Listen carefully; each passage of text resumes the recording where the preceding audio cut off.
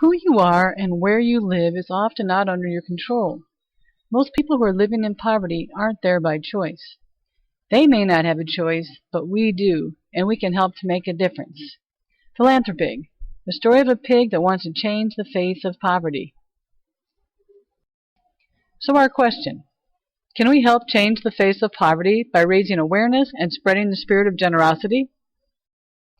Our idea started out as an awareness campaign of labor issues and turned into creating a product to try and help kids living in poverty get an education. We plan to create an awareness campaign and a program called Philanthropig that will show people the reality of life in poverty and provide an education fund to help children in need in Honduras by teaching generosity. So now for the interactive activity, let's find out a little bit about you. If you're wearing any of these brands, please stand up. That's quite a lot. So now, if you have any products made by these companies at your house, please stand up. Well, that's even more people. So you may not realize that all of these companies use this child labor in some way to create their products. So you would think that Disney World is the happiest place on earth, but after finding out that they use indeed a lot of child labor, it's not the happiest place on earth at all. So now that you're aware of this companies and child labor, let's find out a little bit more information. Companies with questionable standards. One of the areas of poverty researched to see the impact it had on kids was child labor issues. We found out that there was quite a few companies that students at our school supported by buying their products, that they were founded by users of child labor, taking advantage of our country's poor labor laws. Hershey, for example, has been hounded for years by activists to pay their fair wage to their chocolate suppliers in Africa, and has said it will change its suppliers by 2020 to comply. The problem we found through our research was with that the voluntary action and not a law or legal procedure. Companies were slow to change and dragged out through the process as long as possible, probably to maintain profit. It's hard to certain out of the total truth, as most companies say that they are committed to it and going to that direction, but they aren't truly there. But there is a grain of truth. Consumers should be aware and take a stand. So this is Phil. Phil was amazed at the information he found out about the products he used and excited so that other people know about them. Our students in EIS can least do their part to support companies who care about their workers and kids. They started, you continue it or not. Kids just like your little brother may be working right now for child labor, for these companies that created, like Nike, as you can see, that uses it. These are some examples of the ads we use in our awareness campaign. We use our students to make it more personal and show them of the products they're using that use child labor. So these are the companies that seem to treat people fairly and don't use child labor. To raise awareness amongst our student population, we created an awareness campaign using our own students and posting them where we felt we had a captive audience. For example, the bathroom.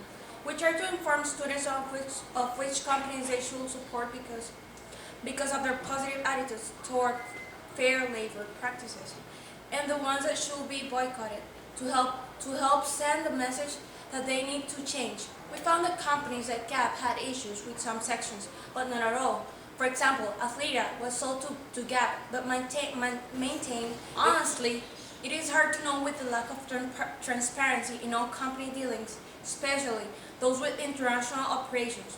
What seemed fair to some wasn't fair to others.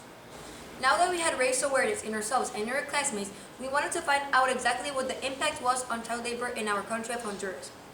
Was it as bad as the world seemed to make it out to be? So what is child labor for you? People answer. Could you please read me the definition?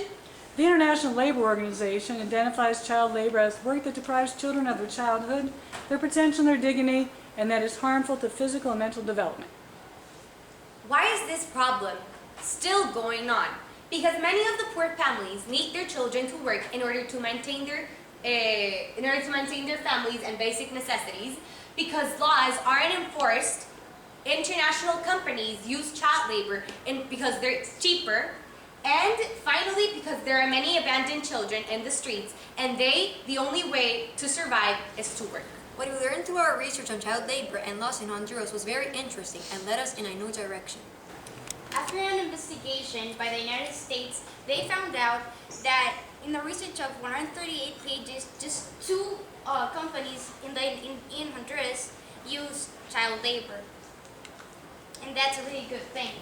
And like here, the table shows that child labor has the highest violation that is $240 they have to pay if there's any child labor, which there is with just only two companies that we saw in the previous slide. So if it isn't so bad and there are 18 social programs in place in Honduras to address poverty, why is 71% of the country still living in poverty? 71%. That is a question that needs to be answered by the government and those responsible for managing the programs. For us, we wanted to see what we could do on our own and to make a difference where we are. As in most situations, it seems that education is the key to the change. What we found out with these graphs were that most of the kids who were working instead of attending school in Honduras were not in factories or working in swept-up conditions. Most of them were working in family business or a farm and couldn't afford to go to school because their family needed their support and income. Technically, this isn't child labor, but it still seems unfair for kids to be working instead of attending school. Phil was particularly concerned about Honduras because that is where he's from and he tries to find a solution.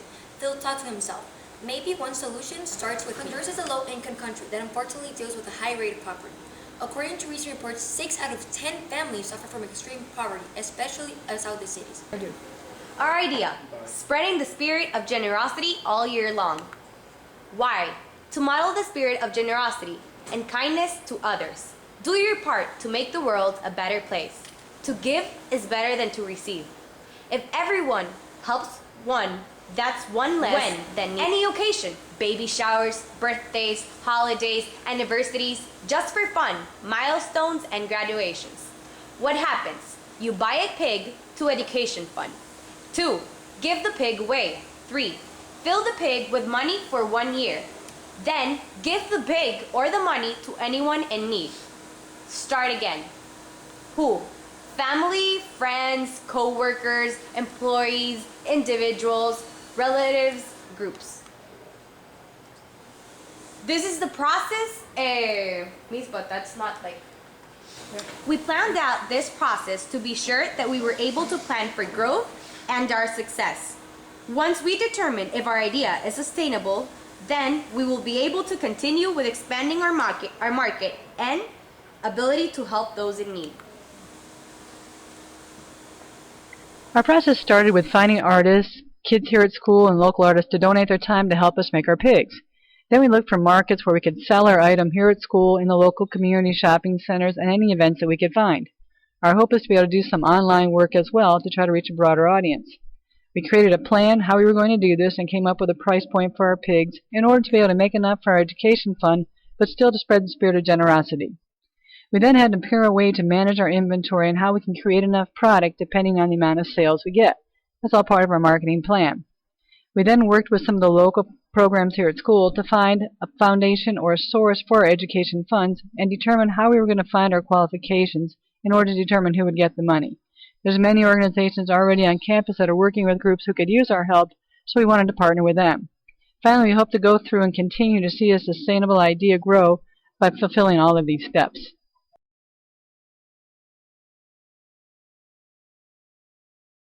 Spread the story and model generosity and compassion by letting others share in your experience. Mr. and Mrs. Carpenter took their first pig to a restaurant and shared with the staff what they were doing and encouraged visitors to their home to create their own pig when they would see Flora sitting on the kitchen table and ask about her.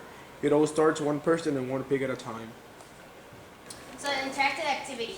Now, how can you help? Each person will be given a big outline to draw out their ideas. We'll provide you markers so you can draw it out. And then you can follow our idea in Facebook page and see it come to life. Create one of your own school to help spread the idea. Are you going to have a philanthropig of the month? If I follow Facebook, could I see my own school there? Of course, you will. You will see your face. All you will see, you're a philanthropic and what you did. These are some things that we have to work on in order to improve in our project. First, we need to find artists that participate in our project. How to successfully increase our market and share and get an online presence. Shipping issues for international business and other mothers and stylists. Qualifying recipients for the education fund and how to maintain and manage our inventory. social media to help promote our product. Philanthropig.